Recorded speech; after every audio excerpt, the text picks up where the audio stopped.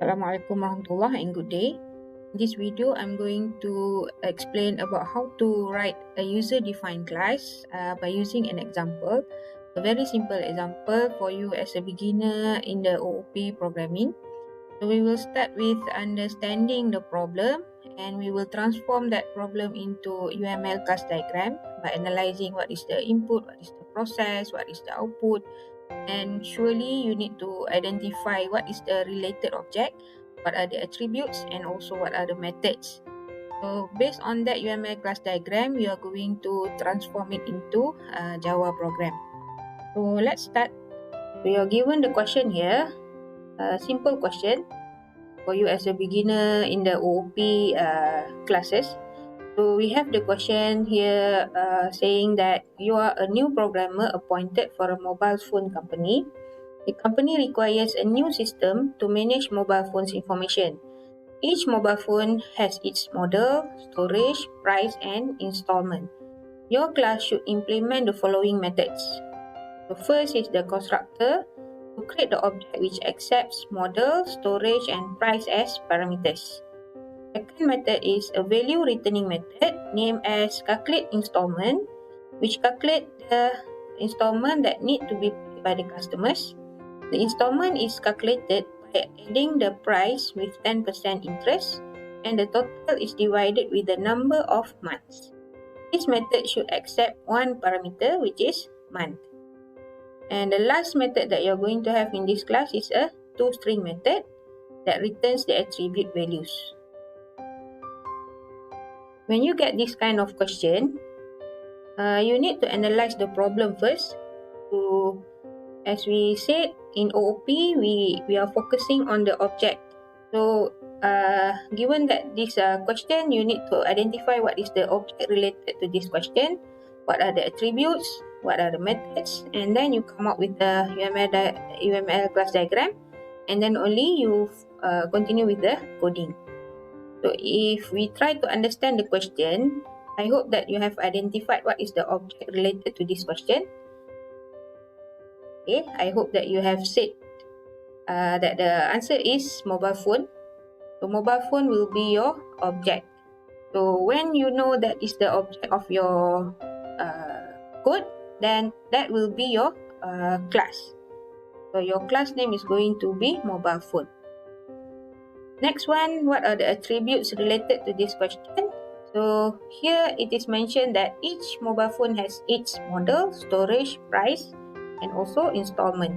So these all will be the attributes of the class. And it is very clear that in this class we are going to have three methods. So you just browse through one by one. The first one is the constructor. So here given that the constructor that accepts model, storage, and price as parameters. So meaning there will be three parameters in the constructor header. Next one, we have a value returning method. So remember back that there are two types of methods. So here we are going to create a value returning method, and the name of the method is calculate installment. So what this calculate installment is going to do, it's going to calculate the installment that need to be paid by customers. So how the calculation is done? The calculation is done by adding the price with 10% of interest, and then the total is divided with the number of months. So this basically will be your calculation. And don't forget here, we also have a hint here. This method should accept one parameter which is month. Okay, the last one is a toString method. So toString method, you already know that it has a specific format that you need to follow. So just implement that toString method. And it should be a value returning method as well.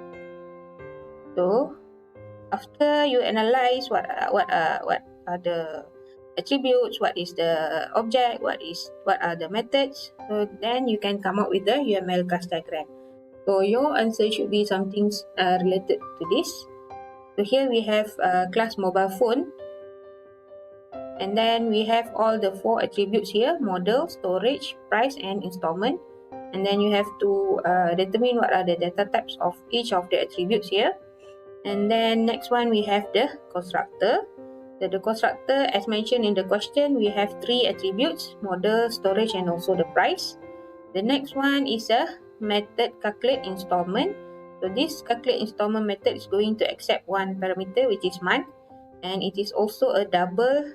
It is also a value returning method that will return a double data type. Last one is our toString, and it is a value returning method which returns a string. So here the toString method doesn't have any parameter. So besides drawing your UML class diagram, you need to know what are the input, process, and output of your code. So basically, the input in the program is going to be the model, storage, price, and month based on our analysis just now. And the process will be to calculate the installment. So I have written the formula here. Installment equals to 10% times with the price. So here you are going to get how much is the interest rate, and then you sum up with the price. So based on all of this total value, you are going to divide the total with the month, number of month. So your output is going to be all of the attribute values displayed through the string method. So let's create a new Java class. So based on the UML class diagram and the input, process, output that we have analyzed, we are going to create the OOP class. So recall back, the first step is to define the class header. How do you define the class header? You are going to have public class.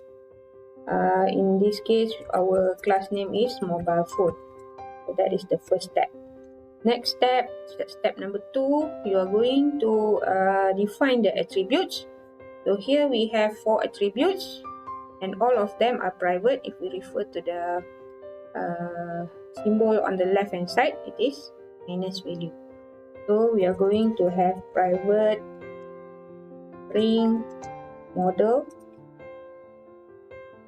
and then continue with private integer storage. Then we have 2 double attributes. So here we will make them together in one line: public double price and installment. Okay, so we are done with the step number 2. Next one, we are going to work with the methods. So here we are going to have 3 methods. First is our constructor method. How do you know this is a constructor? The name of the method is similar to the class name. So how do you define constructor method? It will be starting with the access modifier, public. Do you have any return type? Hopefully you say no. So for constructor, we don't have any return type, and we just continue with the name of the class. So what are we going to have in the bracket? So it is already ready here. It is already mentioned here. So you just follow that one. So string model, integer storage, and also double price. Note that in this constructor, we only have 3 parameters, but in our mobile phone class, we have 4 attributes. So meaning one of the attribute is not included as the constructor parameter. So here we are going to move on to the body of the constructor. Inside the body of constructor, you are going to assign the value. So this dot model equals to model. This dot storage equals to storage. And then we have this dot price equals to price. So that's it, the content of the body of your constructor. Next one, we have method calculate installment, and this method is going to accept one parameter, and it is a value returning method. So how do we write the value returning method header? So the access modifier for your method should be public, and since this method is going to return a double, so our return type is a double. And now we have to write the method name calculate installment. Then inside the bracket, we are going to have one parameter which is integer month. Then that is your header of your method. Next, we are going to have the body of the method. So what are we going to do inside this body of method? We are going to calculate this. We have this formula. So I'll just copy that. Installment equals to 10.0 divided by 100 times with price. That will be in the bracket. And then plus with the price, close bracket, divided by 1. So this will be your formula. And since this is a value returning method, you will need a return statement before you end your method body. So what are you going to return? It will be the installment. So I want to ask you, do you need to declare installment inside this method, or you don't need to declare the variable? So in order to decide on that, you have to refer to the attributes that have been declared in this class. If we see here, we already have installment attribute here. So you're just going to make use of this variable. You don't have to declare again inside this method. So last one is our toString method. Similarly, our header will be public string to string, and it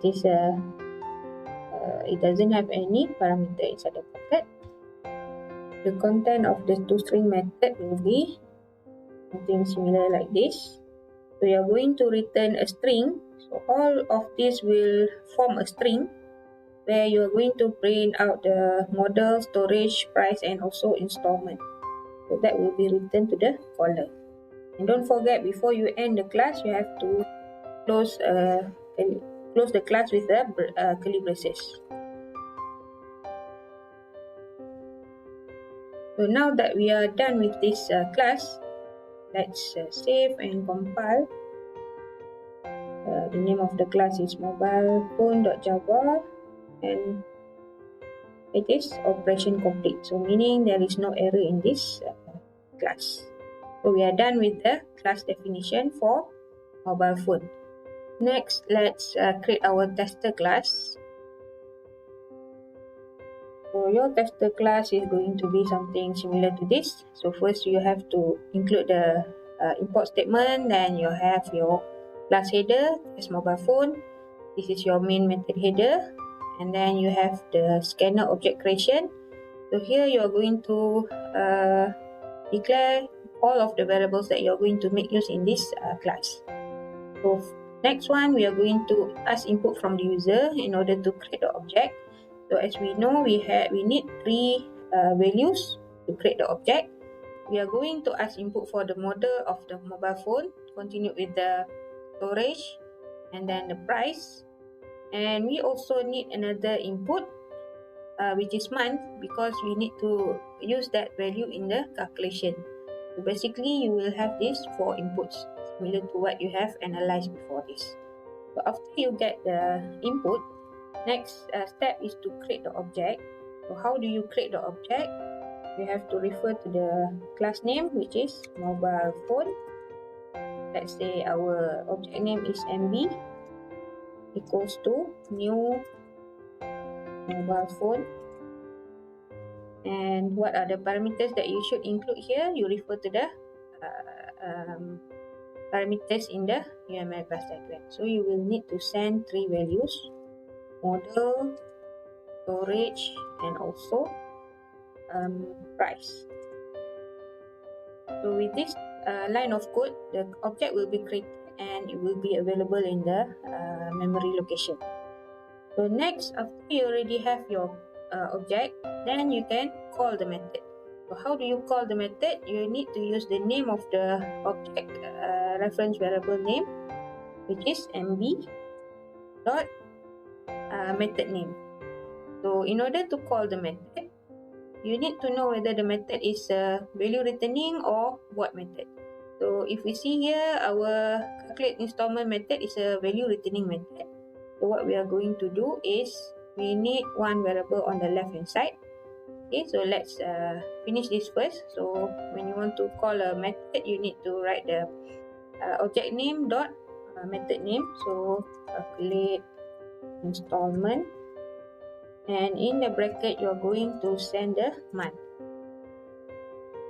Okay, so that is done for the method call, but you need one variable on the left hand side, and we have not declared any variable yet, so we have to declare one variable which will hold the value of the monthly installment. So let's say we declare one variable here, monthly installment.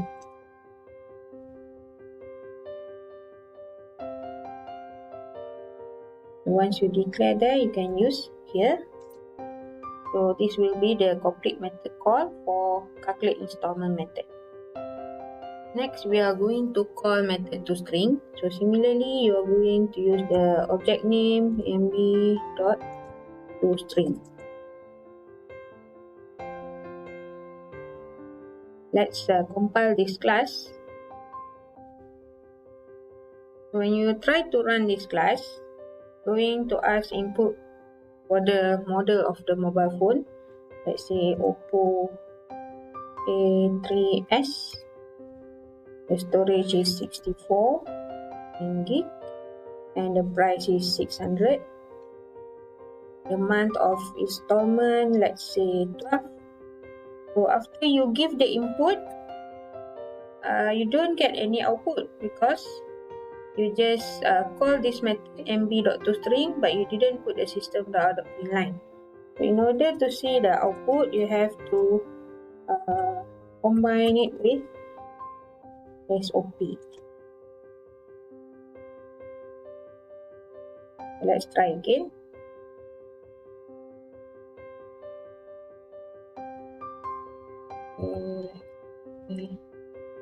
As 64, price is 600,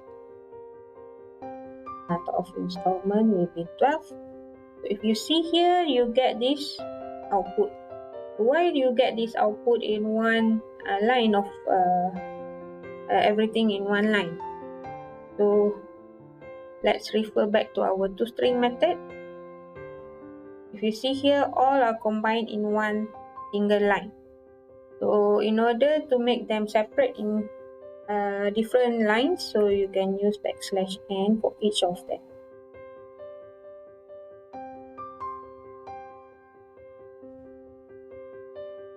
So compile the class again. So here you run the class.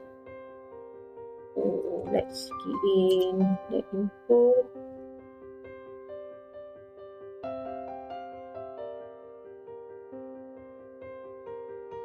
So now you get the output in 4 lines.